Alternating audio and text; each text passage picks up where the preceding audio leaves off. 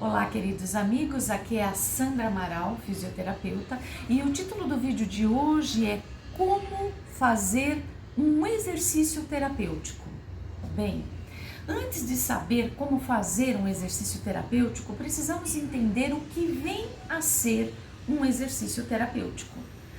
O exercício terapêutico ou a cinesioterapia, cinésio é movimento e terapia é algo que você faz para melhorar, é uma terapêutica. Então, cinesioterapia é um exercício terapêutico, é aquele exercício que você deve fazer quando sente dor, quando sente rigidez, quando está com problema de função, não consigo levantar o meu braço, não consigo flexionar o meu tronco.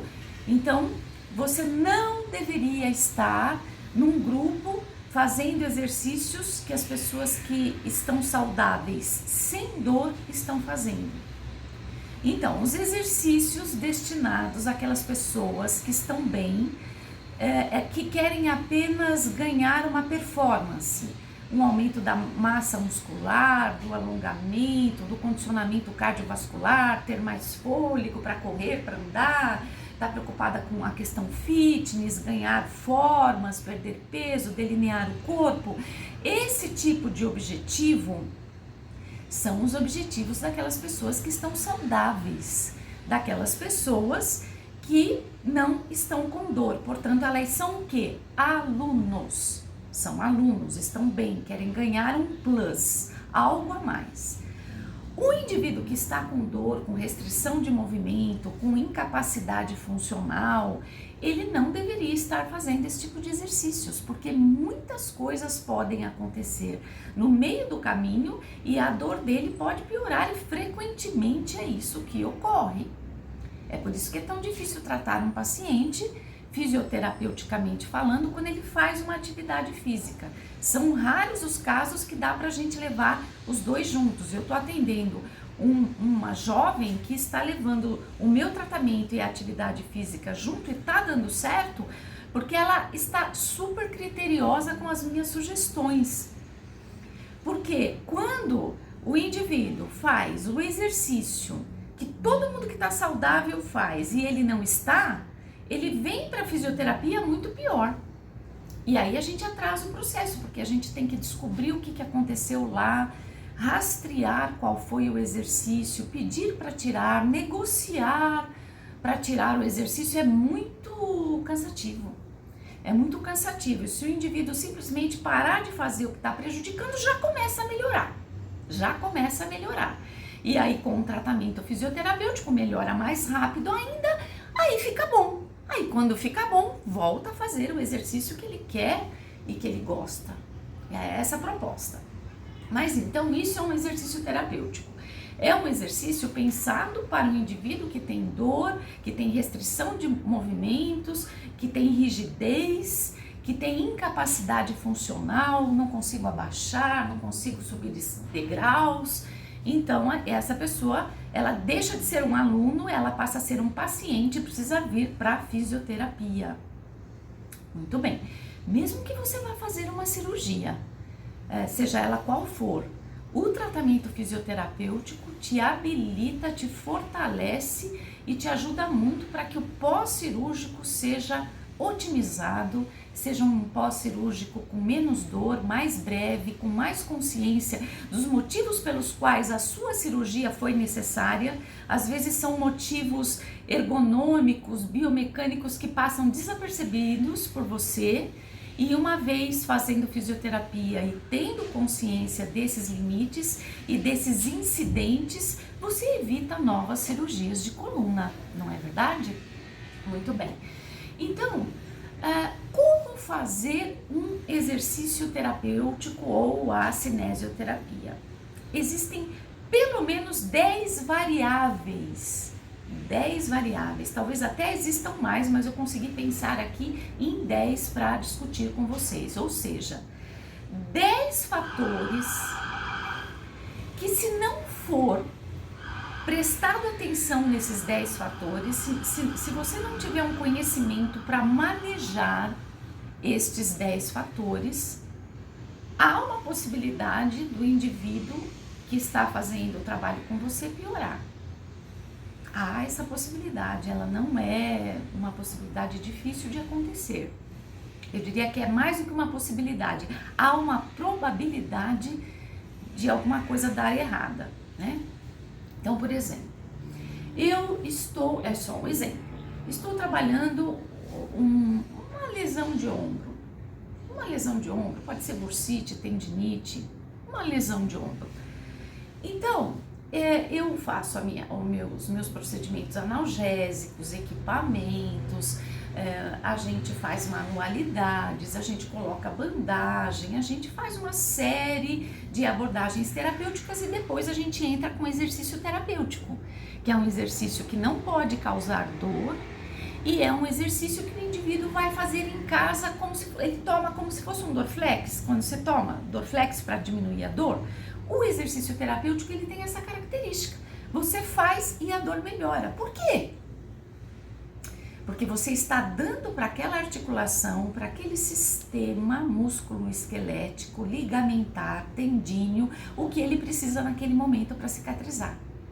Para cicatrizar, ele está assim, ele cicatriza, ele fica feliz, você fica feliz, o paciente fica feliz, fica todo mundo feliz.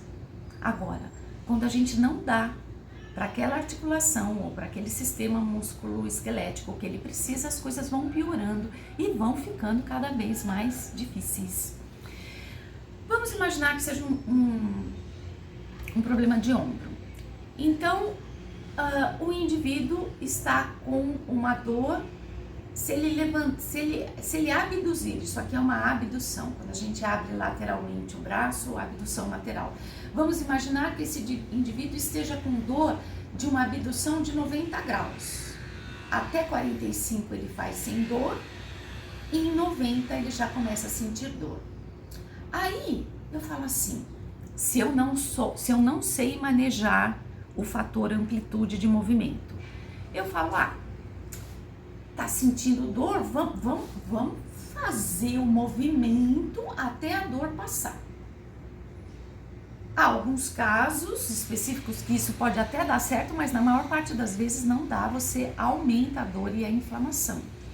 Então a amplitude do movimento é uma coisa importante. Se ele tem dor aos 90 graus, eu vou chegar até uns 45 com o exercício. Não tá doendo? Tá. Daqui a alguns dias a gente vê se dá para aumentar para 50 graus, 60, 70, 80, 90 graus, mas a gente vai gradualmente. Então, a amplitude do movimento é um fator terapêutico que pode melhorar, otimizar, levar uma cicatrização daquela região e, se não for observada, ela pode o quê? Piorar. Um segundo fator é o tipo de exercício. Então, se ele está sentindo dor levantando o braço, abduzindo o braço a 90 graus, eu posso começar, por exemplo, não fazendo abdução, é uma escolha terapêutica. Eu vou fazer o quê? Eu vou fazer bíceps, por exemplo. Eu vou trabalhar o bíceps na articulação neutra, com articulação protegida, cotovelo próximo ao tronco. Por quê? Porque eu estou pensando em estabilizar a glenoide, a cabeça do úmero na cavidade glenoide. O bíceps é desta forma, o bíceps feito desta forma. Existem 1000 outras de se fazer bíceps. Um bíceps trabalhado de forma segura, com uma amplitude segura, com uma carga segura, ele pode estabilizar a cabeça do úmero na cavidade glenoide. Então, me convém. Então, segundo, eu abandono um tipo de exercício para ir para um outro mais seguro, trabalhando a estabilização antes de trabalhar a amplitude do movimento. Isso é um raciocínio terapêutico. O tipo de contração, às vezes o paciente está com muito agudizado. Então tudo dói. Aí você vai dar um exercício isotônico. O exercício isotônico é o exercício que causa movimento. Às vezes ele não consegue. Então, se você dá um exercício isométrico, ou seja, você estabiliza a articulação e pede uma força para dentro, por exemplo, você pede uma força de adução, ou você pede uma força de flexão de ombro. Então, ele está fazendo a força, mas você não está deixando o movimento acontecer. Isso é um exercício isométrico. O exercício isométrico, ele trabalha a força sem trabalhar o movimento. Para uma pessoa que está muito agudizada na dor, isso pode ser bastante interessante. Depois a gente tem a posição do corpo. Vamos imaginar que eu esteja trabalhando nesse ombro, esse movimento aqui, olha, de flexão de 90 graus de ombro, e a pessoa de pé sente dor. Mas se eu deitar ela e ela fazer esse exercício deitado, pode acontecer dela não sentir dor. Então, ao invés de mudar o exercício, eu mudo o quê? A posição do corpo. Isto também é um raciocínio terapêutico. É um raciocínio que você está trabalhando no sentido de reabilitar aquela articulação. Ou se você é um aluno, ou se você é um paciente, você já sabe qual é o raciocínio que o seu profissional deve ter com você, né? Às vezes você está ouvindo esse vídeo e está abrindo a consciência e a pessoa não se atentou a esses detalhes, né? Então, vale a pena discutir com a pessoa que trata você. Tem a quinta questão, vamos ver se consigo falar as 10. A quinta questão é o tempo de descanso. Às vezes o paciente evoluiu bem para 12 repetições com 1 quilo de carga para o exercício do bíceps, mas eu mal espero ele descansar, já vou fazer mais uma repetição e aí dói. Ou seja, o tempo de descanso pode ser um fator determinante para não aparecer dor na segunda repetição e pode ser um fator que, se você não respeitar, a dor aparece e você vai pensar que é o exercício que está errado. Não é. Você não deu um tempo de descanso adequado para aquela articulação.